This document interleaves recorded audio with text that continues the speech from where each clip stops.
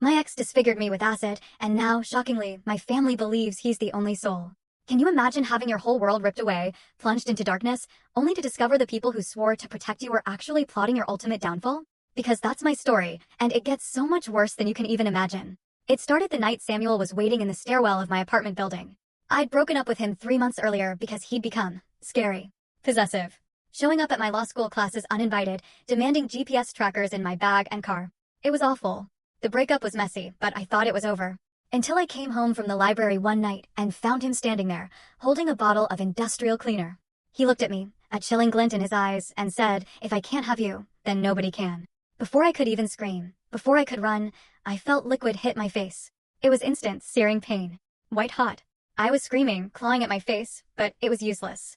The smell of acid, mixed with the horrifying stench of my own skin, melting. I threw up, right there in that cold, unforgiving stairwell. I woke up 3 days later in a hospital bed. I couldn't see anything. The doctors explained it to me, gently at first, then with stark medical terms.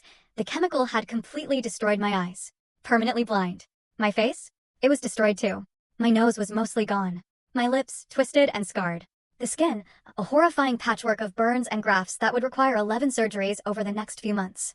I moved back into my childhood bedroom at my parents' house, my life now a blur of physical therapy and mobility training with a white cane. My mom told me he'd been arrested, that he was in prison. She also said he was writing letters. Every single day. Asking her to read them to me. I told her to throw them away. Every single one. I never wanted to hear his name again. A few weeks later, at breakfast, my mom brought them up again. So casually, like we were discussing the weather. She mentioned Samuel was in therapy in prison, that he was deeply sorry for what he did. I just stared, blind, into the distance. Sorry? I told her I didn't care. I told her I'd rather die than ever speak to him again. Then my sister, Ruth, started mentioning things from the letters when she visited. Telling me how Samuel still thought I was beautiful. My blood ran cold. I screamed at her. Screamed for her to get out of my room. My dad even sat me down and said Samuel's family had money that they wanted to pay for experimental treatments in Europe.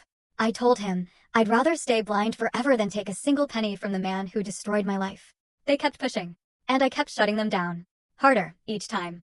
I told them they were insane for even suggesting I forgive him. I tried to move on.